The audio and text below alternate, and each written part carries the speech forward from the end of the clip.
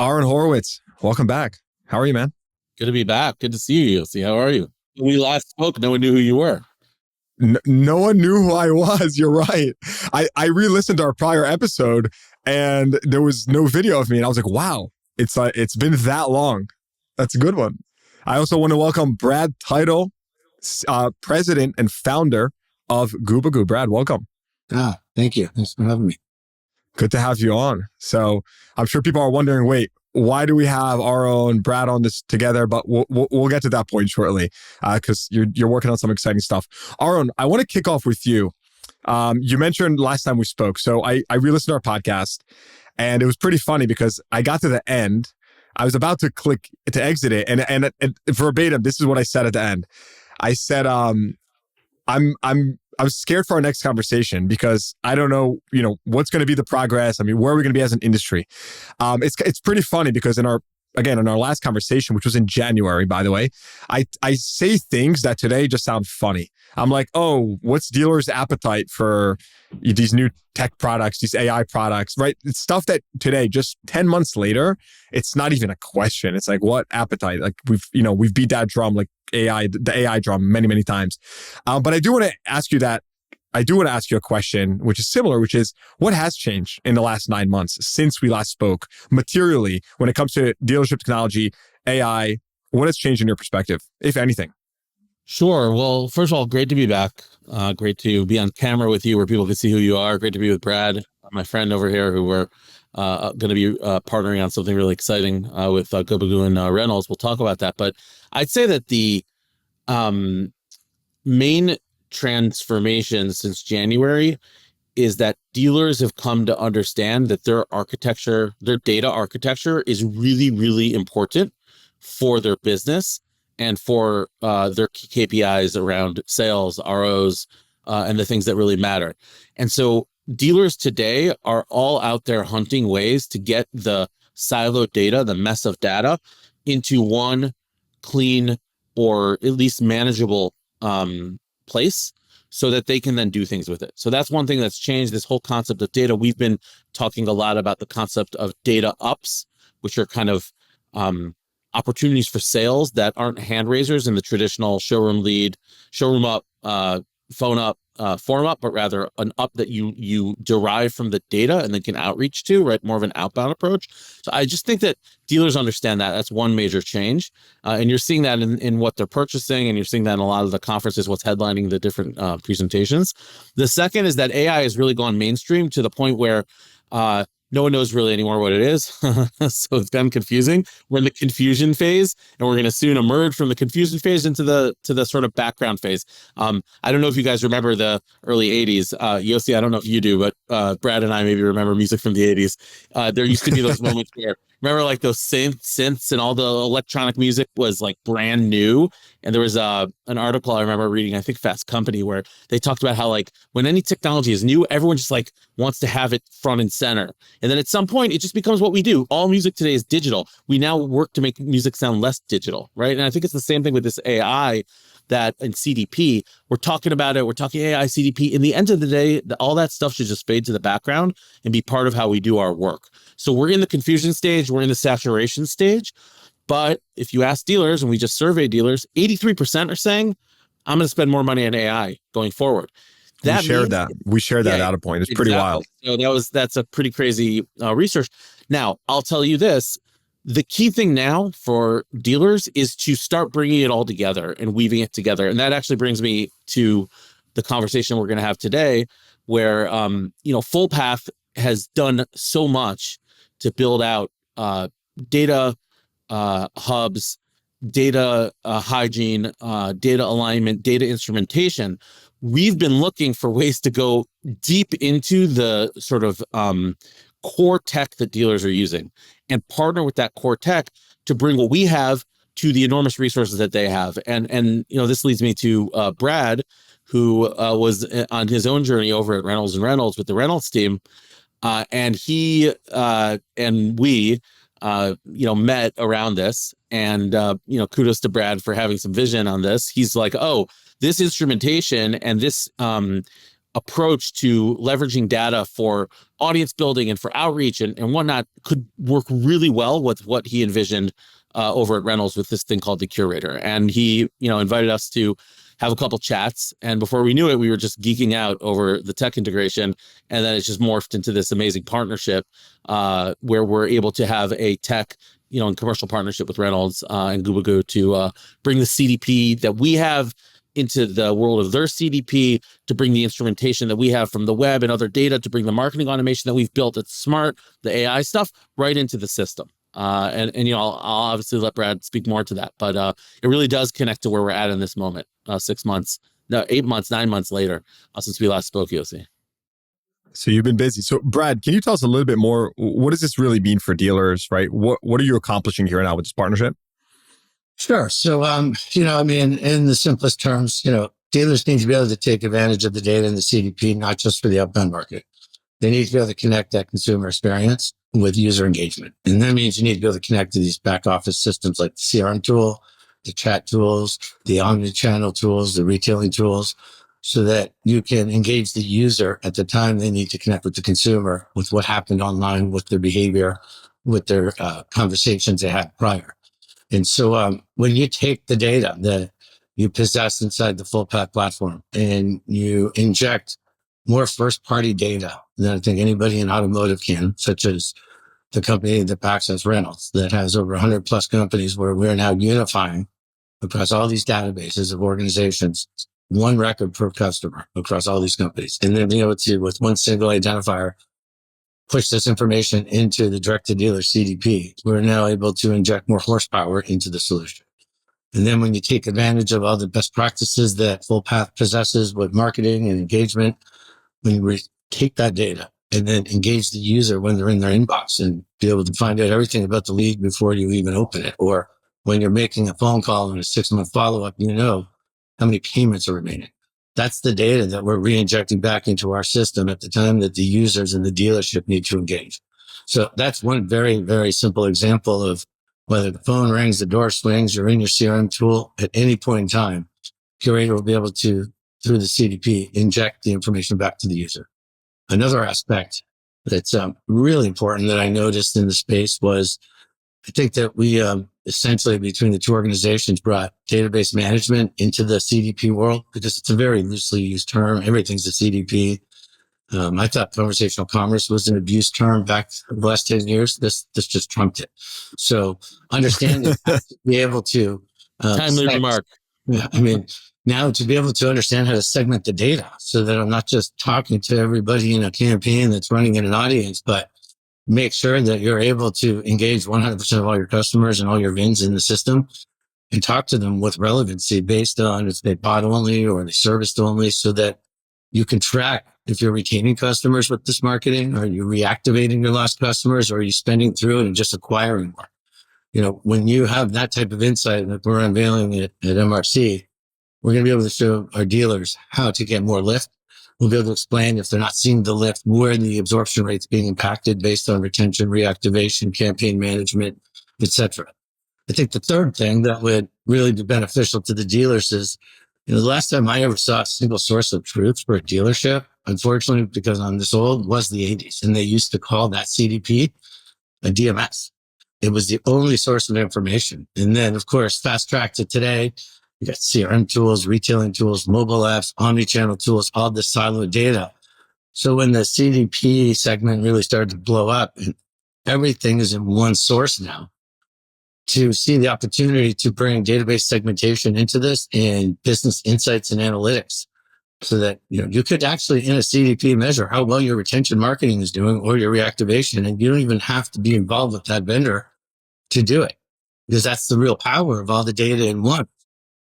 Yeah, I want to talk about the impact of that for a second. So essentially, if I'm doing like Spark Notes here, right, you're taking what you guys accomplished here is you're taking a customer data platform, a CDP, a CRM, and a DMS, you're combining it, right? Pretty powerful. You're integrating everything into one. We're connecting them. We're Connecting. Yeah. Now talk to me on very practically, how does this impact the consumer experience and the dealer experience?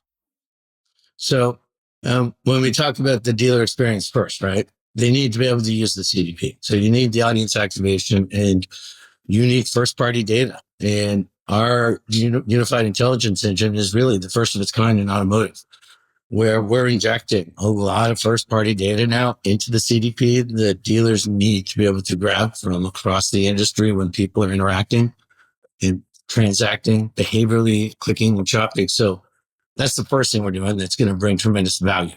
That's very pragmatic. From the user experience perspective, the fact that we already have the best practices through this partnership with Fullpath and can engage the consumer, and we can audience activate with drip campaigns and use the AI to connect with the consumer. That's the major portion of this product. What's new is the fact that that's great. We've engaged them online, but what happens when they come back into the store, or when they submit a lead, or they walk into the showroom, or you're calling somebody from the phone in the BDC or internet department? How do you take that information and connect it with the person at the time they're engaging the customer? That's the big impact on consumer experience when you start a chat with me and you just put the letter or the word Bob into the conversation. And I'm able to identify from that IP address that this is Brad Title, lives at this address. Here's what's in his garage. Here's how many payments he bought and serviced. And here's the cars he was looking at. So it tells the operator, this is the things you need to suggest, and this is how you want to engage. And you could go from, supportive to super creepy if you want to, and auto engage. Those are things that you can't do if you didn't own all these different types of assets. And so that's just a great example where we know how to meet, greet, and engage the customer based on previous activity. And that's been my narrative from day one. If you can't connect the consumer experience with the back office, we're only getting half the power. When you look up the definition of CDP, it's a unified record pulling transactional, demographic, behavioral data into the system. It doesn't say just for marketing, because that can be used for insights, analytics. It can be used for better decisioning. It can be used to measure last click attribution versus first click, where bad decisions are made all the time. It can also be used for engaging the user in different tools. And those are some of the fumbles that you'll hear us talk a lot about as an industry that precludes CDP from being able to embrace and deliver the true power to a dealer. And this partnership really unifies all of these pieces and allows for us to together deliver that to our dealer. I'll say that I think there's two phases that will benefit the dealer, or there's two things that get done when you talk about this partnership between what is going to become, the partnership that is going to become the power behind Curator, as we've released it and started to roll it out. One is instrumentation. So dealers really struggle today with getting everything that they need brought into a single place so that you can do stuff with it. And that doesn't mean that everything all throughout has to be a source of truth, right? As Brad talked about, it's not simple anymore. You have all these different disparate silos with their own database records. But what you want is one place where you can do actions, activities, audiences, supporting salespeople that brings in the best of everything into one spot and tries to resolve it all, right? So that instrumentation is hugely benefited by the partnership between Reynolds, Gubagoo, Fullpath here, because we all cover different parts of the ecosystem. And then Reynolds has this crazy sort of, I guess you'd call it in like Latin terms, like sui generis, right? Or unique, whatever it is, this unique asset base of data, first party data, more so than, than what you would find in almost any other case.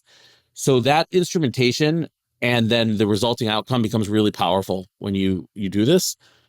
Secondly, then becomes how useful is it? And here I think is where it becomes powerful for consumers.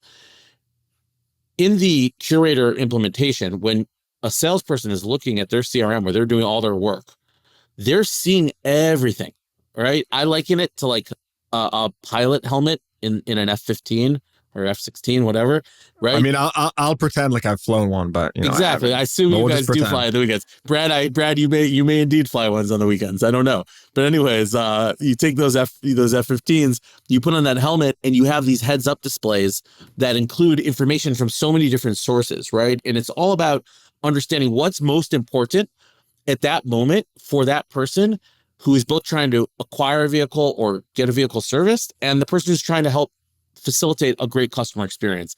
And our ability to deliver it at the right time, in the right moment, with the right information, in addition to doing behind the scenes auto activations that involve SMS, email, outreach, etc., at a level that has more personalization, more one-to-one capabilities than ever before, is really the headline here. And it's actually an unprecedented achievement, this curator, because there are very few examples in auto that have, or I don't know of any out of auto, I can think of several that have unified this amount of data and then made it actually both accessible to the people who need it, and then actionable for automation, marketing automation, sales enablement, and otherwise. Aharon, let me ask you this though. So you've clearly, you've been a great successful company, right? You've scaled and you've had some form of this for many years now. What actually happens now what are the unique data challenges that this enables, the partnership enables, to solve in the auto industry? Yeah. So if you walk into my R&D hub, right, the Fullpath R&D hub, our largest team by far is focused on prying data out of every possible source throughout the industry. It's focused on getting the data. Yeah, any little pathway, any little opportunity. We have people making phone calls to do deals for API access, for unique. It's an unbelievable amount of effort to link in data from all these disparate sources. And what was so cool here was, the Gubagoo and Reynolds folks were like, hey, we're doing this partnership. Here you go. Here's a tech team. If you need APIs, if we have to open up another database field to bring it into this platform, there's no friction. It's just an incredible opportunity for a company like ours to provide our special sauce to their system and get a huge synergy that's far greater than the individual parts. Brad, I'm going to use an auto analogy for this because I can't help but my brain goes to these analogies. So this is essentially what you're doing is like you're taking a sales team that's starving, that's your R&D team, and you're flooding the floor. So now it's like you're searching for, let's just say hypothetically, you were working with 10 pieces of data per month. Obviously, this is hypothetical. And for those 10 pieces of data per month, you were netting a dealer one extra sale, right? By leveraging all that data. Now you're leaping to 500 pieces of data per month that can net dealers, hypothetically, 30 extra sales, 100 extra sales, whatever. But you just have a lot more to work with to make better decisions. Is that partially correct? That's partially correct. Yes. The more data, the more actionable the audiences will become, right? With all the information, and the more dynamic based on what they're doing at that time will determine which audience they're bouncing through as far as engagement, which is a pretty critical component. But there's also the whole enrichment of the data that allows you to do a better job of re-engaging the customers. And one of the unique things that we committed to was to ensure that we are doing data enrichment and data hygiene. So from changing the address, updating the mobile to residential, appending emails, opting in, so that when these audiences are running in different segments, it's actionable and ready. The data can be used to be engaged, and you'll be able to use the correct email or be able to text the right customer, and it's got the right permission backing it so that on demand or in automation, you're able to deliver these messages at the right time with the correct data points that will give that consumer the right experience they're looking for. The AI is really a key piece to when you see a curator where I'm calling this person back and the AI is telling me everything about the lead or what this person did on the web through sales enablement on Fullpath. And I've got an opportunity before it even became a lead, prevent it from going somewhere else. So the hygiene and the data enrichment being injected at the time of the unified record also is a very big component of how this data will connect and engage and create this impact, where if everyone's getting the email and they're getting the relevant message, you're going to get a higher response rate. You're going to get a greater conversion, which will translate into more sales.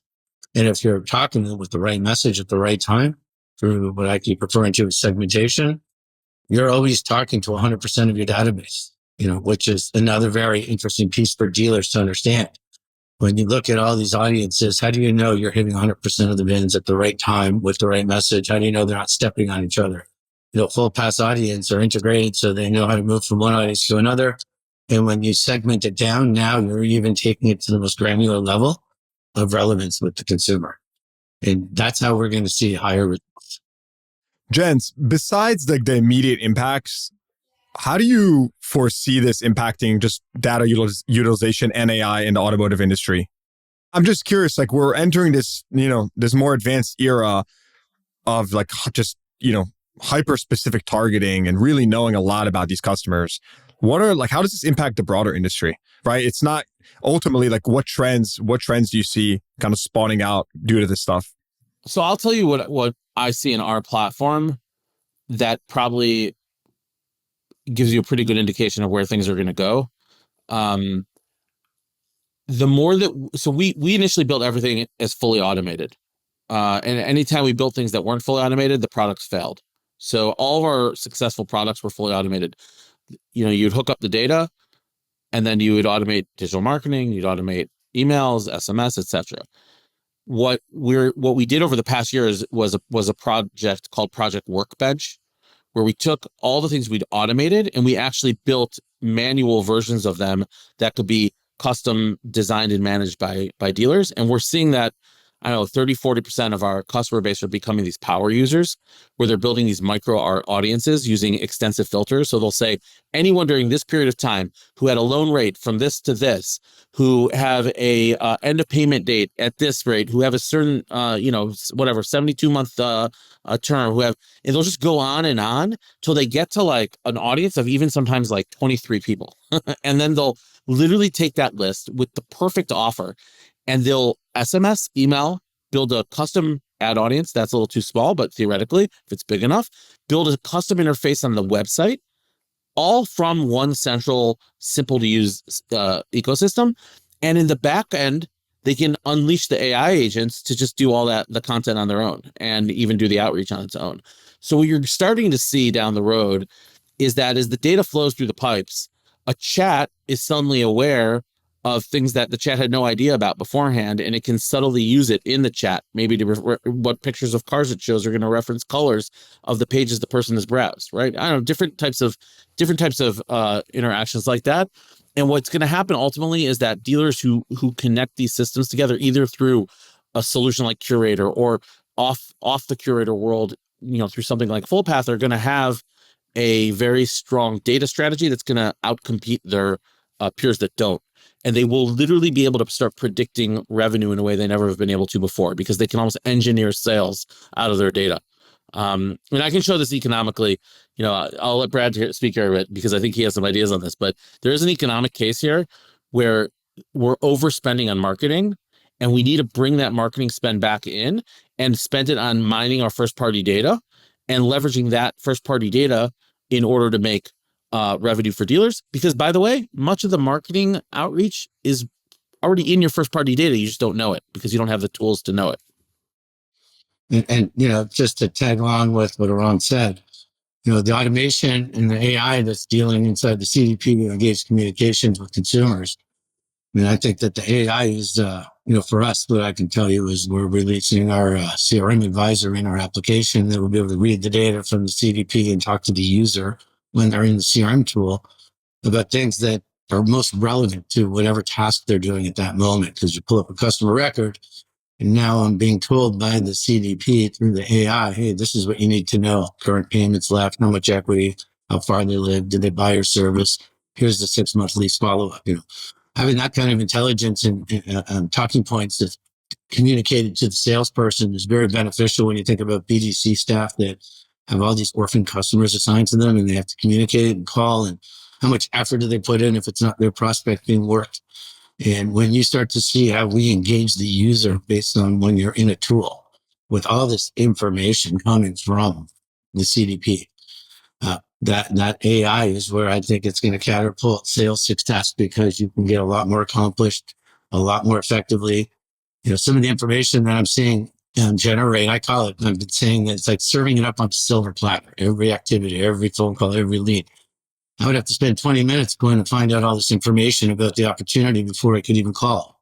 And if you're making 25 of these calls a day, you're not getting any sales done, so the efficiency that you're getting and the economy of scale and speed with the most absolute information that makes it simple whether you want to make a deal or not is Brad, I want to, practically speaking, right? Any dealer or no dealer wants to manage multiple dashboards. It's just a pain point. I've spoken in the past about just like tech fatigue in our industry, which is another great reason why we're seeing so much integrations, trying to simplify that. What feedback have you received with regards to that and actually managing all this, great stuff, but the actual execution of it? Well, I mean, dealers need war rooms with all the tools, right? I mean, we've got dashboards and different systems of our own. Of course, everybody wants a single sign-on, single access, and be able to view everything universal.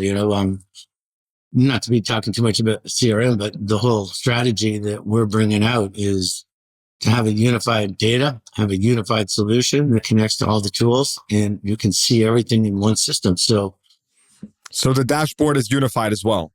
Yeah. When you're in the CDP, but you work every day from the CRM, how often do salespeople get access to the information in the CDP that will help them be more successful, right? Where what we've done together is collaboratively be able to embed all this information inside the customer record in the CRM that the CDP needs you to know about at that time when you're looking at the customer.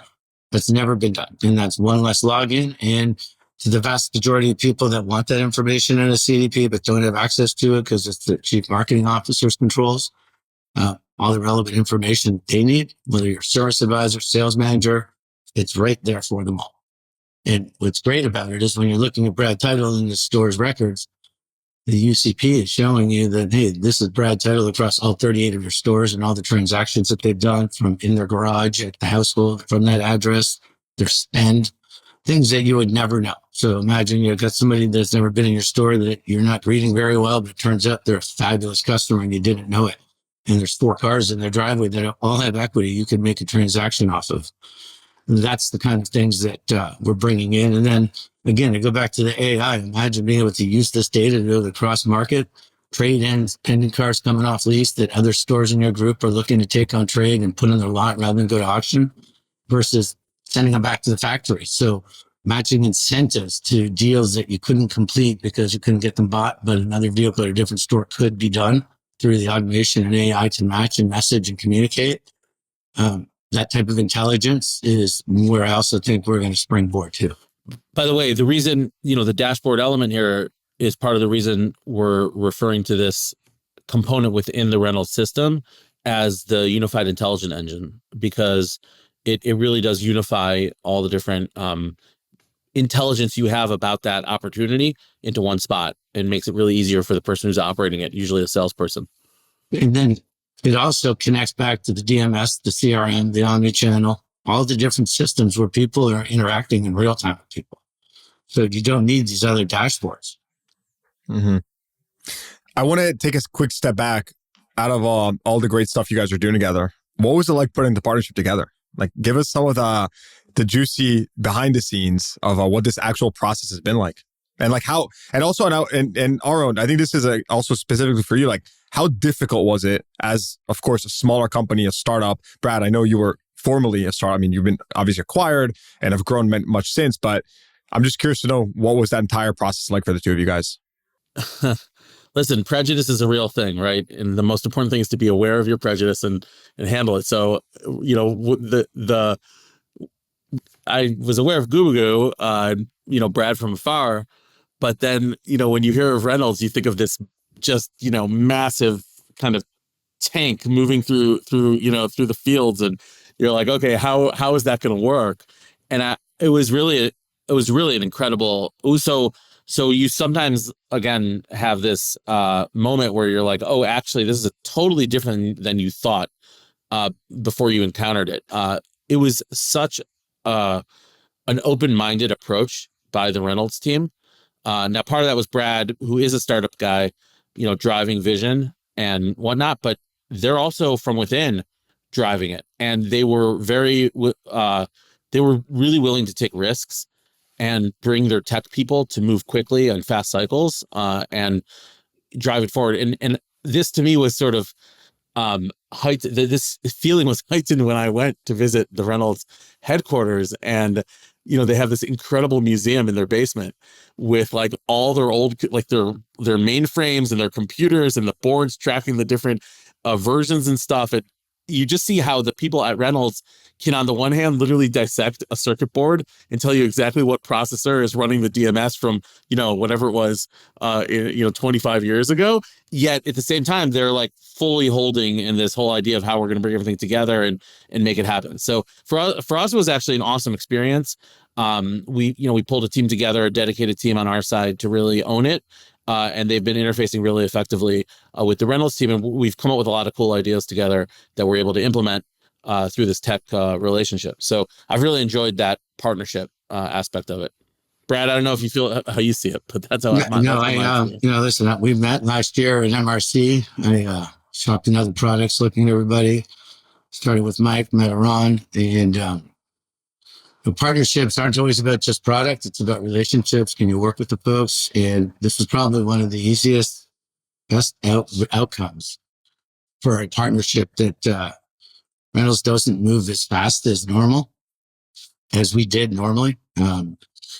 They moved real quick. They're vigilant. They trusted the strategy. They don't normally partner. We did a partnership where we could divide and conquer and deliver. And I mean, there was no friction. Everybody wanted the same thing. We all brought something to the table. The leadership of Reynolds is really doing things a lot different. In the design of Curator, our goal is to make sure that we make sure data is king. We make sure we connect experience. We make sure that it's easy for dealers and smarter to engage. We want to make sure that they have all the access to the data so they can utilize it to get the maximum results. And those are things that make Reynolds sound different because of the past, which this is a new leadership. And then when you work with the Aharon's team, I mean, I just said it as I jumped on the call. I love his team. They're great. I mean, everybody from the Reynolds development group and their group, they came together. I mean, we did this whole thing in less than 8 months. I mean, that would tell you that this is the least friction project I've ever seen. And nothing moves fast when you do contracts at Reynolds because of how big of an organization they are, but they move quickly here. And it was never any friction. It was, it's been really enjoyable to build together. I mean, in the end, all we want to do is build. Like, speaking for Brad and I as founders, like, we want to build.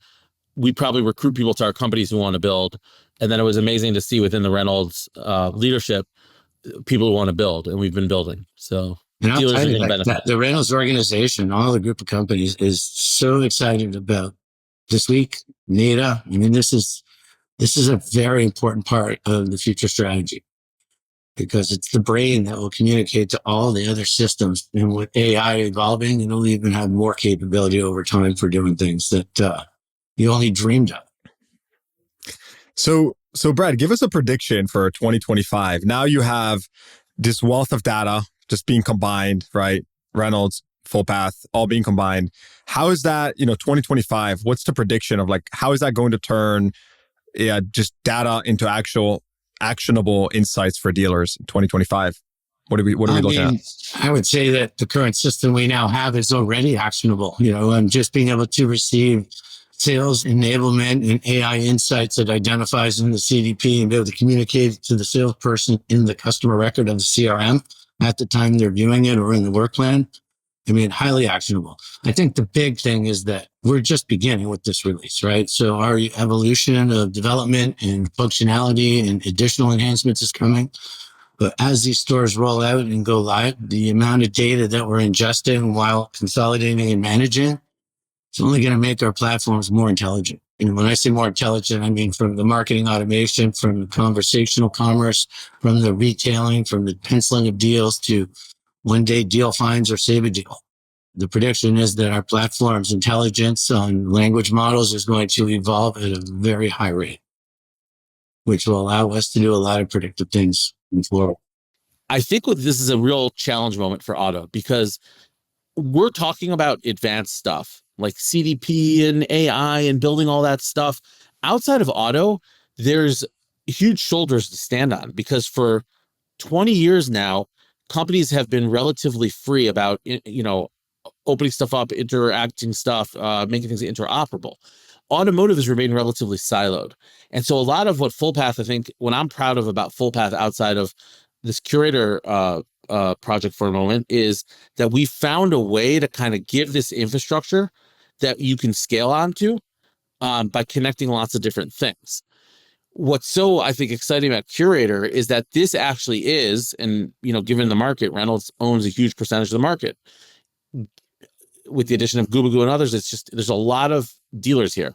This could be an amazing scaling platform for these dealerships that take Curator to build out data strategy at the level of quality that exists in sort of the best practices of any industry. And so I think it's really a potential path-breaking moment for the industry if this gets the type of uptake that we believe it will, where it will reset the bar for what it means to have a real connected data strategy and give your customers a great experience. All right, gents, appreciate you guys sharing all this insight. I'm really excited for your partnership. If anyone wants to learn more about this, where can they go? Gubagoo.com. Hello at Gubagoo as well. One of the Reynolds website. Yeah, and of course, we'll put a link in the show notes below as well. So I think it's just exciting to see partnerships, exciting to see data flowing, exciting to see things working for dealers and optimizing for the dealer's needs and consumer shopping habits. So I actually, it's just a really exciting moment. We definitely want to get people on board and come check it out. So please be in touch with us. Our big launch will be at NADA. This is the unveiling that just happened. So lots to come. Absolutely. all right, guys, appreciate you coming on, and we'll have to catch up after this. We'll see how everything progresses. Absolutely. Talk to you soon, Yossi.